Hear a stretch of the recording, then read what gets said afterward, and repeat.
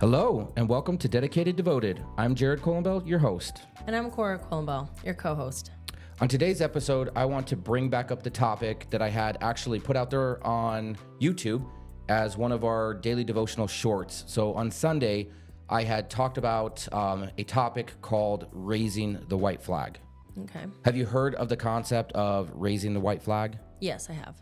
What is it synonymous with, in your opinion? Surrendering. Surrendering. What do you think of when you think of surrendering? I mean, just giving up. Giving up? Mm-hmm. Giving up in a positive context or in a negative context? Well, I think when I feel like if you surrender, it's giving up. It probably feels like it's a negative thing, but the point of surrendering is that something positive is going to come of it, right? Well, you would hope, right? Well, that's what I think. If I surrendered for something, that the person that I'm surrendering to it's gonna be a positive outcome after that. Hopefully, that's the point of surrendering. Well, I think that there's a lot of examples of where surrendering doesn't have like a positive effect for some people, right? Yeah, for sure. And so in more detail, this concept of surrendering or raising the white flag, what I was sharing with our audience, and by the way, this is all available on YouTube, so you can go to Dedicated Devoted on YouTube. You can actually see some of the shorts that are being put together, and also this podcast. So make sure to tune in there. And if you go to DedicatedDevoted.com, you'll be able to find our actual website. A lot of work has been done there, but there's a little bit more tweaking that needs to be done. And so if you go to YouTube, you're going to find that short that I had put together. It's only 5 minutes. Take a look at it. I think it's actually good, in my opinion. Yeah, but I feel like Jared's been working really hard on putting those videos together. So that's been more of thank you. Your thing. So it's been good. Well, we talked about it today, and she finally subscribed to the channel, so that's great. Yeah, no. It's a joke. It's a joke. Yeah. So it was yesterday, but it was yesterday. No, in all kidding, when we talked about this concept today of raising the white flag, we had an opportunity to, kick around a couple of different thoughts that I think that are permeating our society right now. Yeah. And so raising the white flag is not something that people are, in my opinion, even thinking of. Yeah, well, it's a hard concept, I guess, if you think about surrendering. It means you are giving up, right? Yeah, pretty much. And I know, just me personally, when I become friends with people, that's one of the first things they tell me is that they're super competitive. Like they don't like to lose. And so all these little competitions and stuff I do with my friends, they're really pretty competitive because they're not the type that want to surrender when it comes to these things, or maybe I know all the competitive people. It's like the Apple Watch where you compete with your friends. Oh, yeah. So I had my buddy this morning say, "Congratulations, good job on working out." And I said, "That was just my car ride to work. It just went off." Oh man. I was laughing a little bit because he's trying to encourage me, right? But obviously I didn't do anything. So the competition or encouraging each other in competition to work out is a really fun one. So back to the concept of raising the white flag. This devotional was actually designed to be very simplistic on the surface, but it's designed to have a little bit of I would say it creates an opportunity for us to dialogue about what it means to actually surrender. So this idea right now that I'm presenting is freedom through surrendering. Okay. And one of the things that I reflected on is I thought to myself, who are the strongest people I know? Who are the people that I look up to? Do you have any examples of people that you look up to, or you, in your mind, you're like, these are the strongest people I know? Yeah, I have a few. You want me to name some? You can talk about them not in passing, but you can talk about them in generic terms if you feel that's more comfortable. If you want to use names, whatever the case may be. I just want an idea. Give the audience an idea of who is it that you think of when you think of a strong individual, a successful individual, somebody that you admire. Well, for me, I already know who it is, but it's strong for a reason that I think that not a lot of people would think is a strength, because for me, for a long time, I didn't always see it as a strength, but it's definitely got to be my mom. All right, mama. My mom is very strong, but not in like,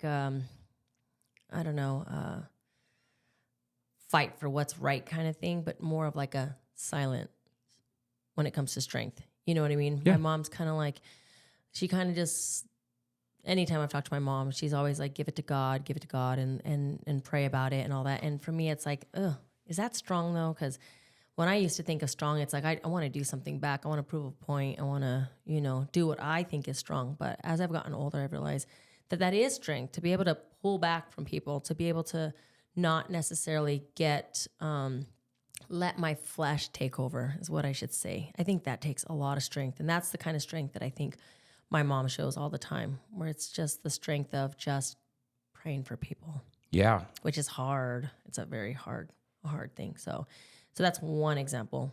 Why don't you give me one example? Okay. For me, there's a lot of people that I can think of, right? Friends of mine, people that I look up to. I'll give you a good example. So Bodhi Vochamp, who passed away recently, he was a huge advocate for the faith, a theologian. He ran ministry outside of the States. So he actually did global ministries. And if you ever heard him preach, he was just fantastic. He was a big, burly guy. And when you saw him, he kind of symbolized strength. Like, in my opinion, he was the kind of guy, he had this awesome beard. Yeah. And so really big, strong guy, but so delicate when it came to presenting the gospel. Not necessarily delicate as in his presentation was delicate, but he's very sensitive in how he shared the gospel in a way that drew people to it. Yeah. But that's kind of what I was talking about when I was saying strength, is I think when you think of strong people, you think of big person, strong person, tall person, all those things when you think about strength. And I think it's interesting to think of strength in not just more of a, I don't want to say a physical thing, but I mean, obviously you're mentioning some good stuff about it. But I think strength comes in a lot of different forms, Well, we see characters in the Bible, not characters. We see actual historical figures in the Bible who demonstrate very high levels of strength. And oftentimes it's not physical strength. Yeah. It is spiritual strength. And spiritual strength, I think, is something that is very specific and it is very unique. And so I asked that question for a very intentional reason. Your mom's a great example. I think Dr. Bodhi Vochamp is another really great example. I think that there's a lot of figures in my life that are more theologians that I really look up to. I don't have a big circle of friends. I don't think right now, at least with the move and all that kind of stuff, that I have that quite yet. Yeah. At least not here. And so I'm looking forward to growing that circle of friends.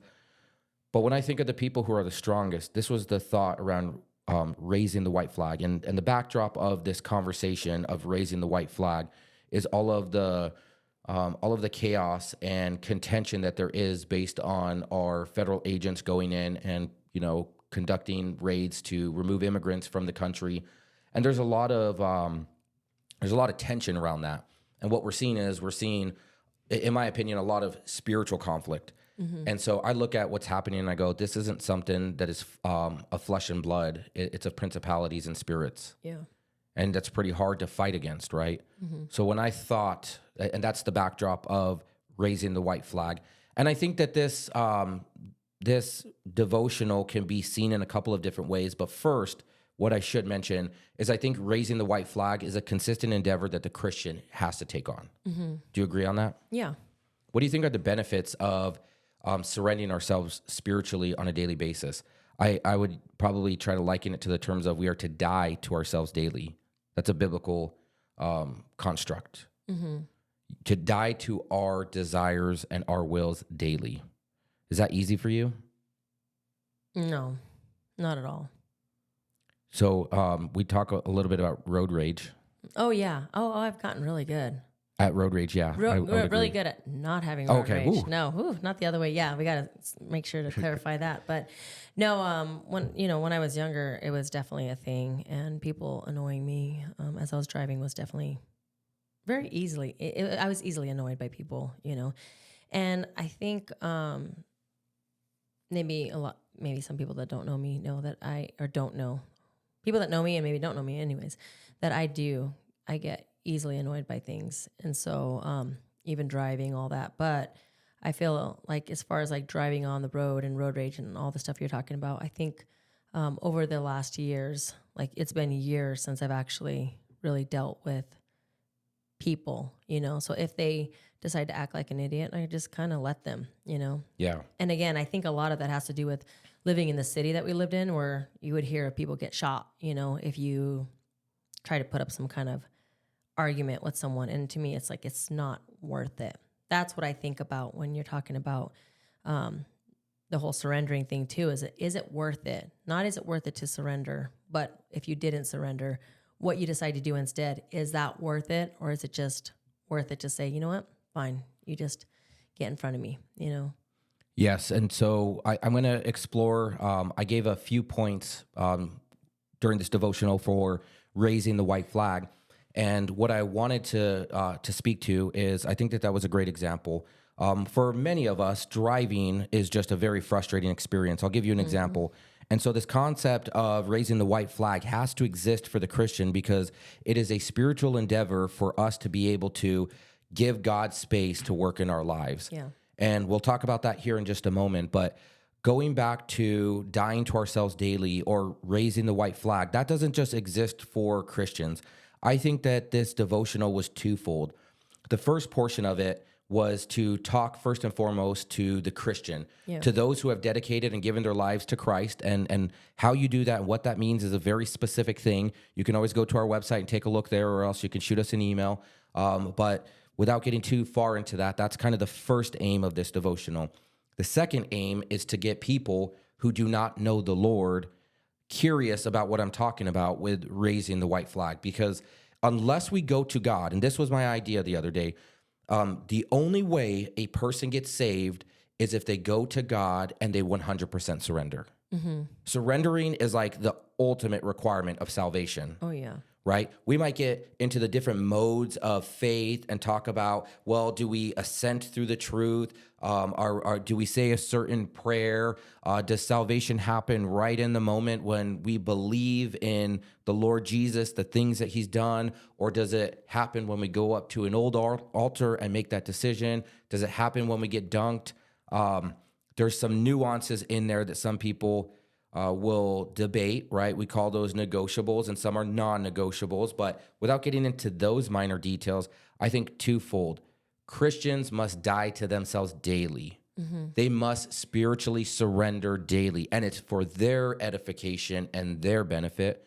And then two, the second part of that is that those who do not know and those who have not trusted Jesus in a biblical way, and that's what I'm mentioning, it's a very specific thing.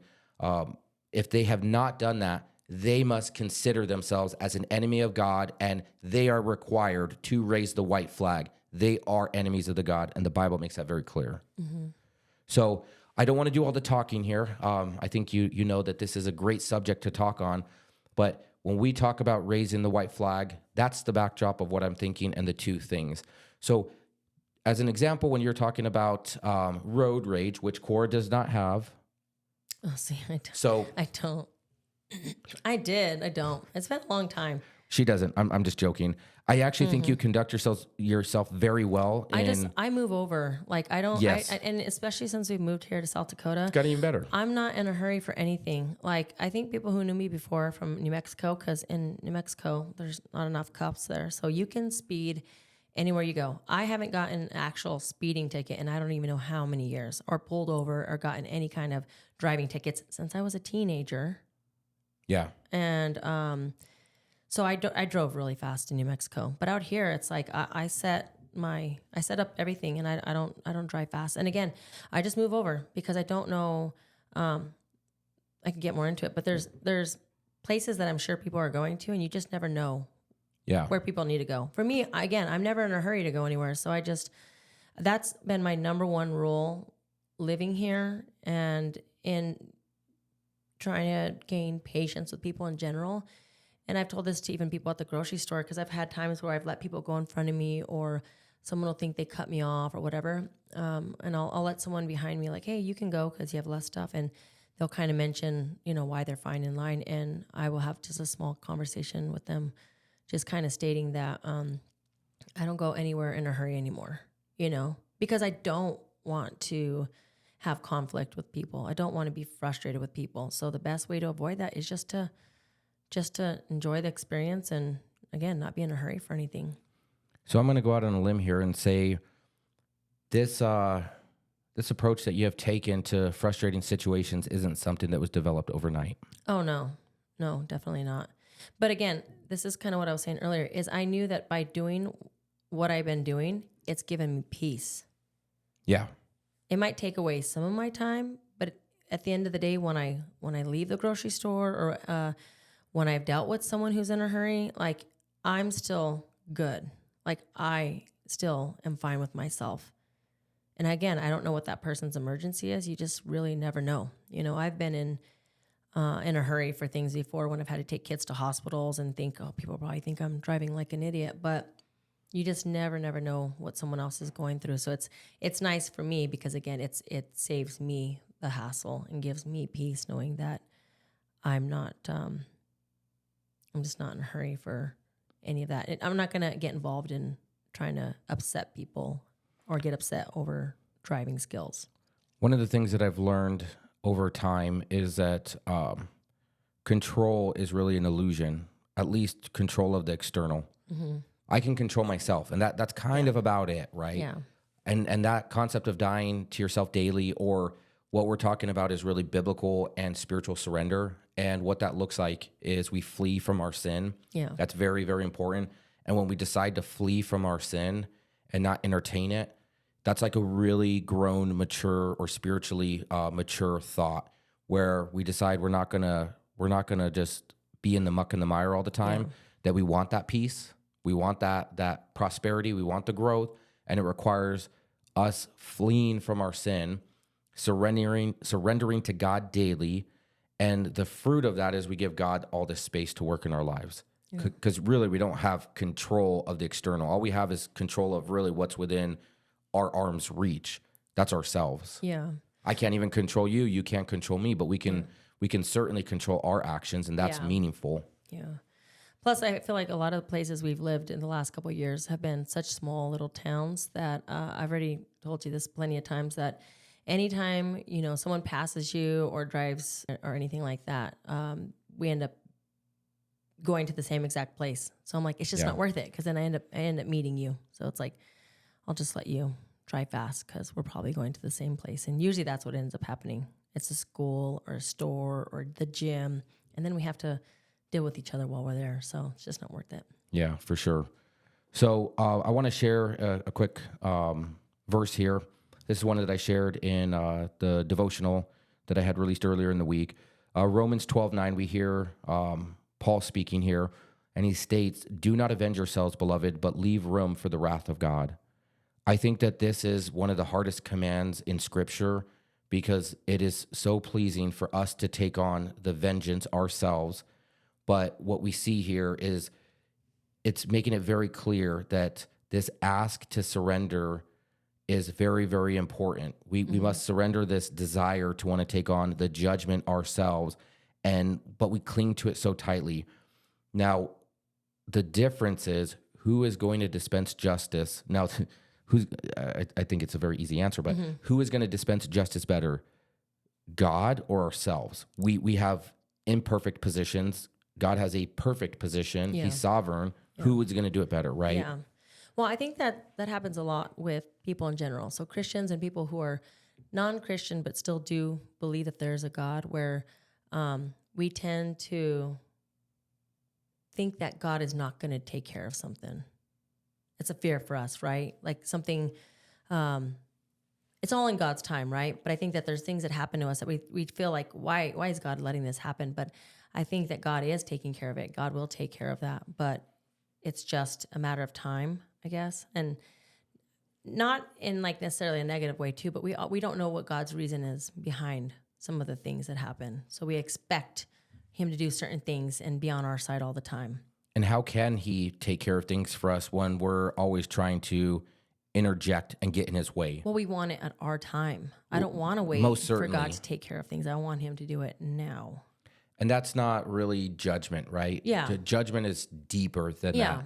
And I think there's a place and a time for that. And I had mentioned that, I think it was this week and last week, I said, all of these people who are shaking their fist, and I mean, there's some pretty vile things happening in the world right now, and I don't want to get into great detail of those, but what I'm seeing is I'm seeing this depravity, and I'm seeing the sickness of sin, and it's on full display right now. Like a lot of the stuff that we're seeing publicly, we're seeing people who are just acting quite vile, and they don't know the Lord. I'm going to be really very specific about that. These individuals do not know God. They're not acting in truth. They look like enemies of God. And I had shared the other day, these are the people that we're going to weep for when we see them before the throne of God, because we know what their destination is. Yeah.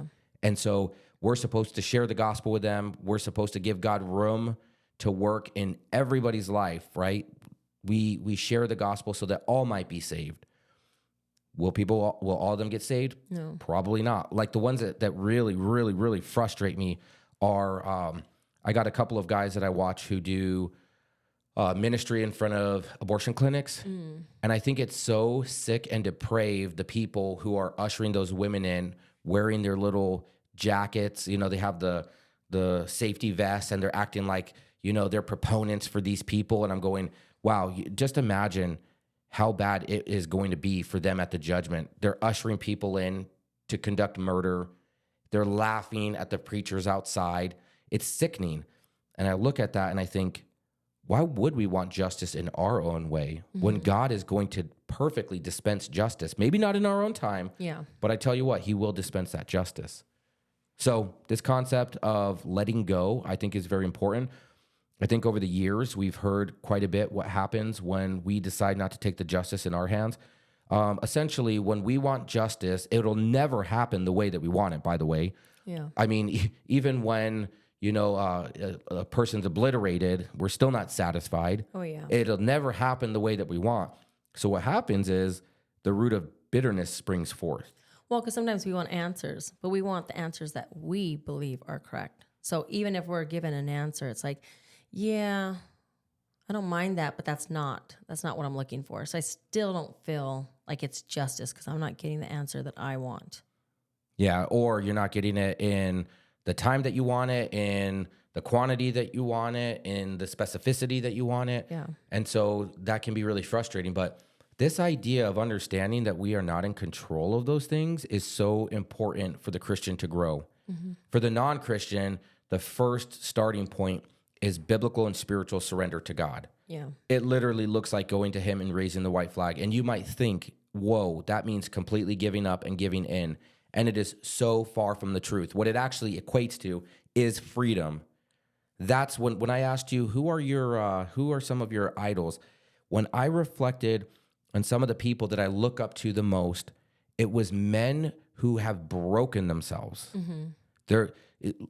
This happens quite often, actually, and this happens at our church, and I think it's very fair to share this. I see a lot of our leadership, our eldership, go up and pray, and they weep. And you don't see that very much. You're like, you know, it's very different to find a man who has a broken heart and understands that, because that's what surrender looks like. It looks like a brokenness because you're starting to open yourself up for God to be able to work in your life. Yeah.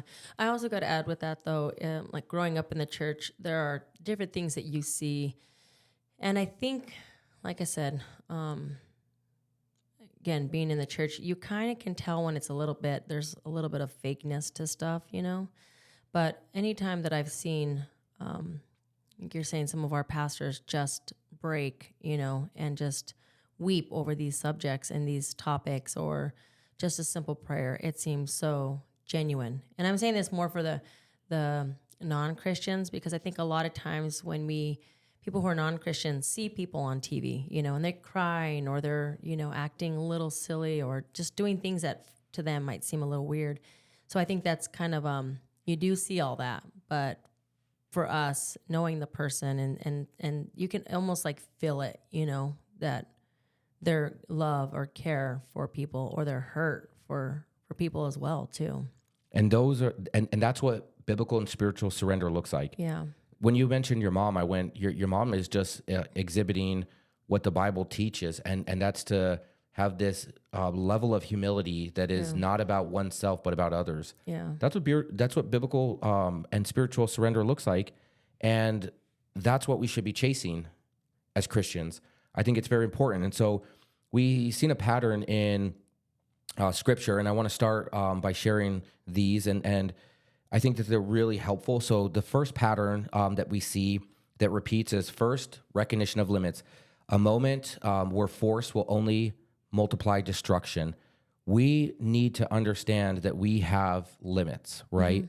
And so it is very, very important to understand that recognizing those limits is very important for us as Christians to know we stay inbounds and out of bounds. Does that kind of make sense? I think so. So this concept in when we're looking at biblical surrender and we're going through the scriptures, across scriptures, there's these repeatable patterns. And one of them is first that recognition of limits. It's a moment, I'll repeat, it's a moment where force will only multiply destruction. Us trying to do it so put a different way, if God says do this and we decide we're going to do something else, we go beyond our limits, and typically that'll just make things worse. Does that make sense? Yeah, well, I've seen that in the church too. Oh, absolutely. I've seen it a lot of times. I've been that guy. Yeah, where without a shadow of a doubt, like that the person is doing the opposite of what God told them because they originally told you what God told them to do. And then they do the opposite and you're like, oh my gosh, like I've seen all that in church. Yeah, and these patterns, I think I shared that I was going through 2 Kings chapter 18 and 19, and this is just one example of where we see these patterns exist, but the recognition of limits is a very, very important one, right? Let's call them guardrails. Okay. There are guardrails to life, and we need to recognize what those are. And what we do is when we decide that we're going to go beyond the guardrails, we just invite destruction. Yeah. Your example of being a person that could potentially have road rage. Yeah. When you decide that you're going to engage in that road rage, bad things can happen, whether you're the perpetrator or you're the victim. Yeah. The limits have been exceeded. Therefore, the force is multiplicative of that outcome. Well, and the unfortunate part about all that, too, is the ones that have been the most popular in my lifetime in New Mexico have killed completely innocent people. It's been a child who's sitting in the car. That's happened on multiple occasions. And that's a sad thing is because people say the dad was in the wrong because he shouldn't had, fought back with the guy and the guy with the road rage, like he was in the wrong too.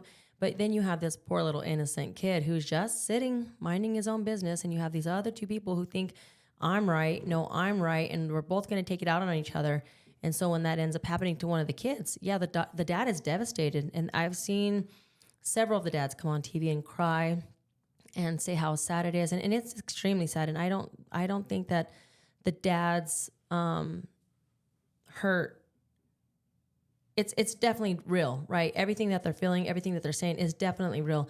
But I would feel as a parent, you still are always going to have that in the back of your head, in the back of your mind. Like, had I not engaged in that, would things have been different? My son would still be here. My daughter would still be here. I think we just celebrated the death of one girl, and it's already been, I think, 10 years or something. Yeah, like it's just amazing. Time. But that was a big one in New Mexico, and I think that's the sad part is that no matter how we feel, what kind of justice we want in this situation, and things that are happening around us, a lot of times innocent people, the people that we love, end up being affected. Not even us, because sometimes those people are gone. You know what I mean? But it's the people that we love are the ones that are affected the most sometimes. Yeah, that's where this pattern's really important, because we see that force does not help, right? So it's actually quite the opposite. Doing nothing is more important than doing something. That's the biblical concept that I'm trying to share here.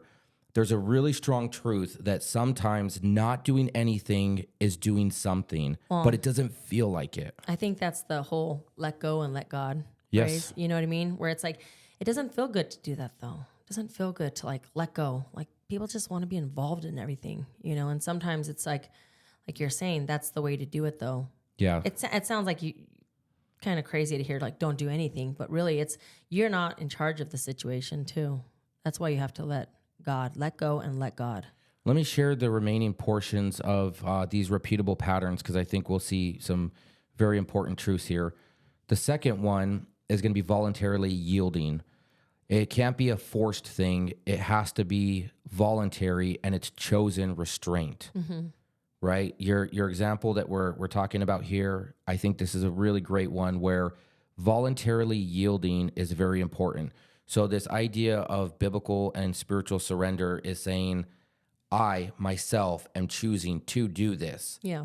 And because I'm doing this, I know that it's going to be to my benefit. I'm not going to be forced to do it. Go back to what I was sharing with King Hezekiah. He had a choice when he was going to get destroyed by the Syrians, and he was going to either do it in his own strength or he was going to do it in God's strength. But in his own strength, it looked very bleak. Yeah. And he could have responded in very specific ways. But you go back to the verse that we're just talking about, and vengeance belongs to the Lord, not to us. It always turns out better, even if it doesn't turn out the way that we want, when we do what God wants us to do. So the second one is voluntarily yielding. Very important part of the step. The third is transfer of power. Justice moves upward, not outward. Yeah. Does that make sense? That's what we're talking about earlier. All the things that I'm seeing right now in the world have to do with social justice. Yeah. It's justice dispensed by broken people, and that's the last thing that we need. Yeah. It's not even judicial justice, right? It's not dispensed within our court system. We're seeing people rail right now, and what are they doing? They want to be able to dispense the justice, Yeah. right? All the stuff that's happening with ICE right now, what they're doing is they're making the ICE agents' jobs very difficult. They're causing chaos. They're borderline breaking the law, and at this point now, they are breaking the law. And I look at this and I go, okay, we need to understand that justice is not dispensed by us. Yeah. And I think it'd be fair to say this, right? You've seen in people's lives where God has done a much better job. I'm going to use the word spanking his children.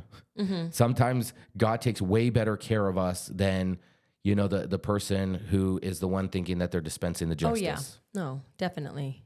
Definitely. Like, I think about that. I guess it's happened a few times, but where you think what you could do, is going to do something. And then you see what God does and you're like, I couldn't have even gotten anywhere close to that. I've been trying that lately with my kids and it drives them crazy, but that's very important. I'm like, I'm handing you off to God. And I remember hearing this concept years ago and I'm like, nah, it's easier if I take care of it. Yeah. But there's no peace in that. And because there's some things I just don't know. Well, that's why I said peace. Yes. Because at the end of the night or at the end of the day, like you walk away with peace. You don't have anxiety. You don't have any of that stuff, any of that buildup, any hate, any anger. You just let go and let God. And I think that's really the trusting part of it, right? So that transfer of power, moving justice upward, not outward, I think is very important. This one I think is very important too. The fourth pattern that we see repeatedly throughout the Bible is spaces created. And what that space is used for is going to be very important. So that space is used for mercy, and it's used for repentance, and it's used for God to act. Isn't that nice? Isn't it nice to not have to be the person? Can you imagine being the boss that doesn't have to fire everybody? Oh, yeah. I can't even imagine because I don't have a job right now. Yeah, well, I can tell you right now, it's not a great feeling as, because I'm a boss, right? I've been in that position before. Yeah, it's, it's hard to let people go. Imagine having the paycheck, but not the responsibility of all the hard things, right? Yeah. And God's literally willing to step in and do all of that for us and be the dispenser of justice. And I think that's really important.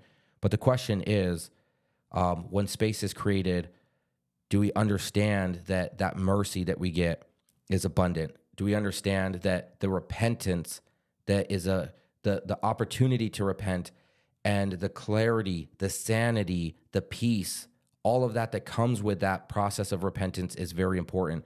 But more than anything, who doesn't want God to move in their life more? I heard this idea of margin, and I hear it in Christian circles quite often.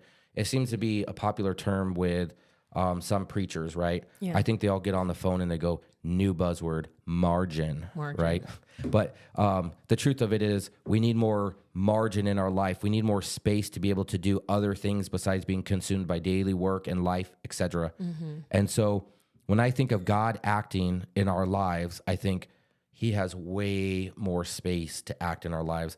Imagine taking 50% of your time and making that available to God and then benefiting from the fruit of that. That's what I think about when I think of space being created.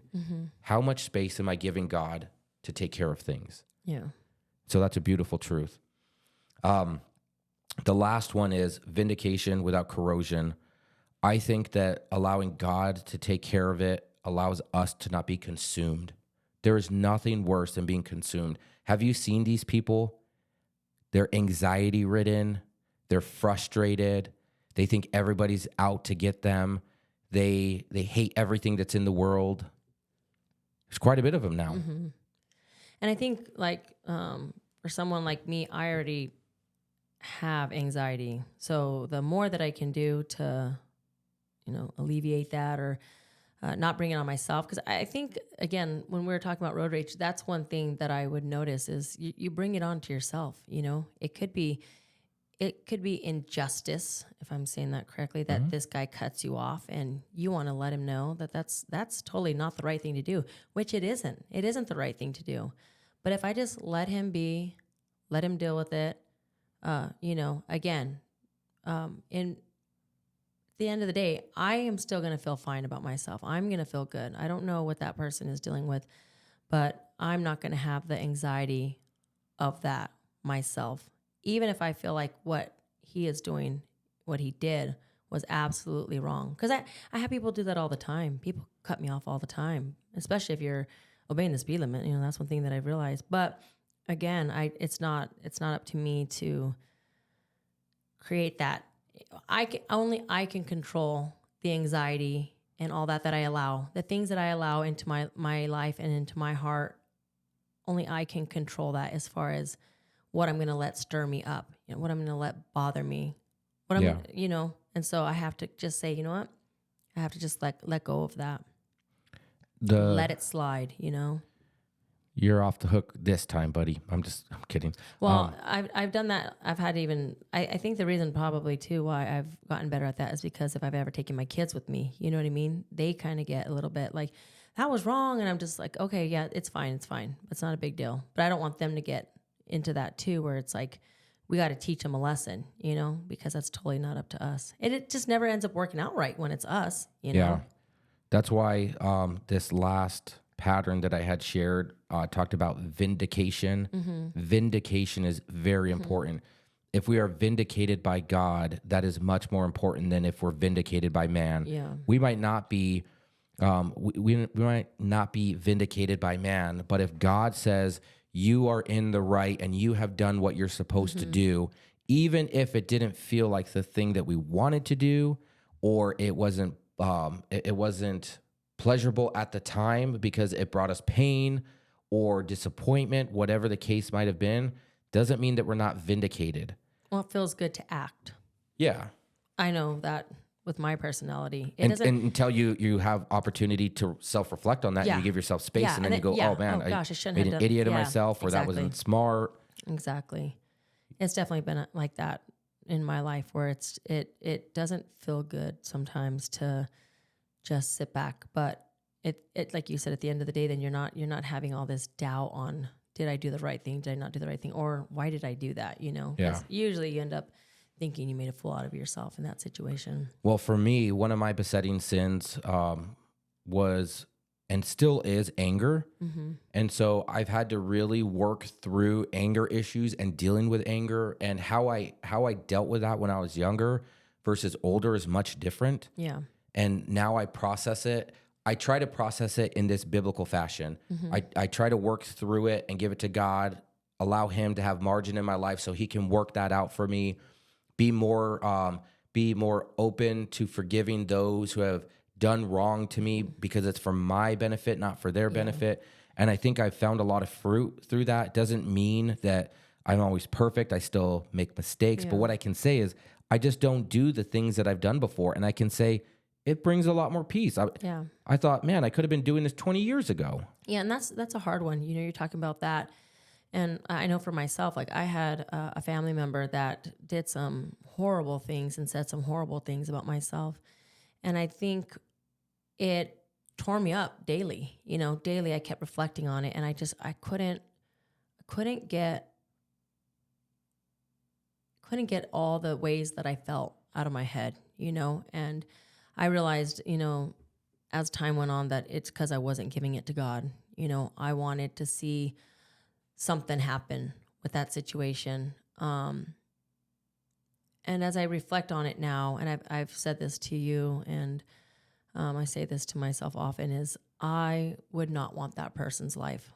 Like as much as I had felt hurt, or that they were getting away with something, or they could treat people however they want, and they could be disrespectful to anyone, and they just get away with it. I don't understand that. I hate that stuff. So for me, it was so, so hard. But at the end of the day, when I think about that person, I think I can't be mad at someone like that, because I wouldn't want to be that person. Seeing their life now, seeing their situation, seeing how things have turned out for them. Again, this is a whole let God take care of it, right? Because I realized what I might have done in the situation had I had more of a conversation with this person in the past, maybe it wouldn't have been good. But just kind of allowing God to kind of work in me and handle it, I feel like it's definitely worked out a lot better. Because again, I wouldn't want to be in that situation that they're currently in. Yeah, I think that's a real life example actually teased out. Yeah. Where we don't have to deal with that anymore. So justice is really designed to be dispensed by somebody who knows how to dispense it. Mm-hmm. We have a very limited approach and understanding of how justice is supposed to be dispensed. And so, yeah, I think that these are very good reflective points. I believe not taking this into our hands is very, very important. And more than anything, what I want today's episode to really be about, I want to go back to the first two tenets that I had shared. For the Christian, we need to spiritually surrender on a daily basis. Mm-hmm. All of the things that are happening in our world right now, they inflame our passions and our desires. Oh, yeah.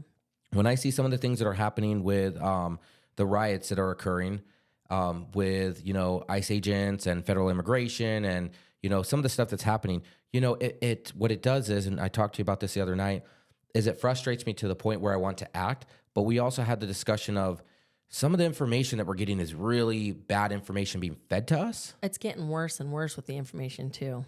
And it's designed for a specific reason. Mm-hmm. So I think it's really important for us to understand what we're ingesting and how we act on it. And the way that I shared it with Cora the other day is I actually said, I think that I'm getting inflamed, right? That the things that I'm seeing and hearing are inflammatory, and they're causing my flesh to rise up. Yeah. And I know that because it makes me want to fight.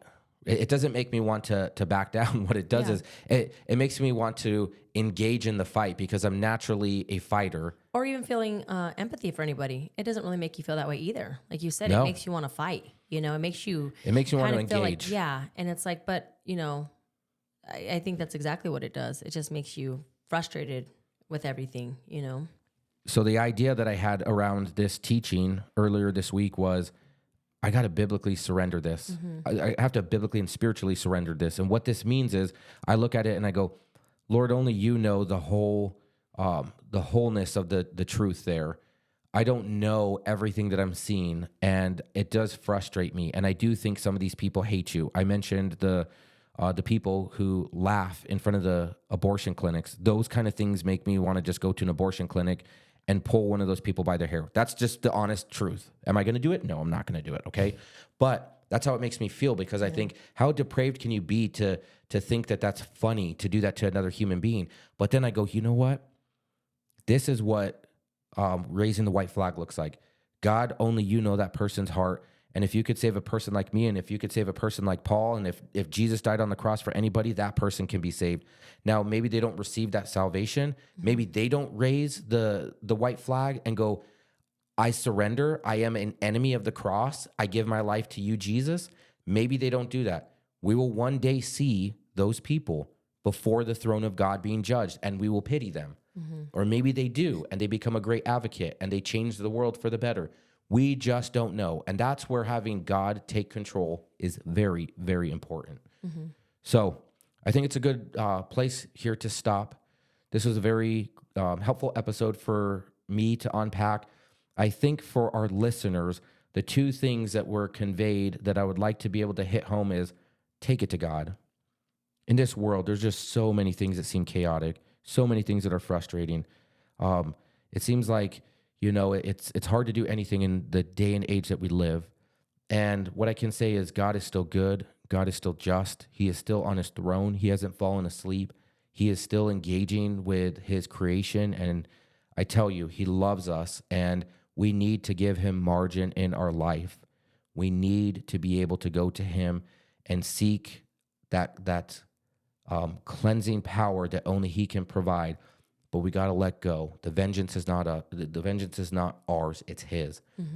And for the non-believer, I would caution the non-believer, and I don't know if anybody would turn their ear to that, but some of us say we go to church. Some of us go to different churches. Some of us haven't followed the biblical prescription of salvation, yet we think we are a friend of God, but we are an enemy of God. Yeah. What I have to say for those who are unsure or those who know they are on the opposite side of God and they are in the enemy's camp, raise the white flag. It is time for you to put down your desires, your thoughts, your feelings, because there's freedom in the cross. That is what the cross provides. Yeah. Thanks for tuning in today. I think that this was a very helpful episode for us to understand how to deal and engage with what is happening in our world. Will you raise the white flag in your life? Christians, will you die to yourselves daily? Let God have margin in your life and give him more space. And for those who do not know or do not trust in the Lord Jesus, now is the day of salvation. Make that choice and make that decision.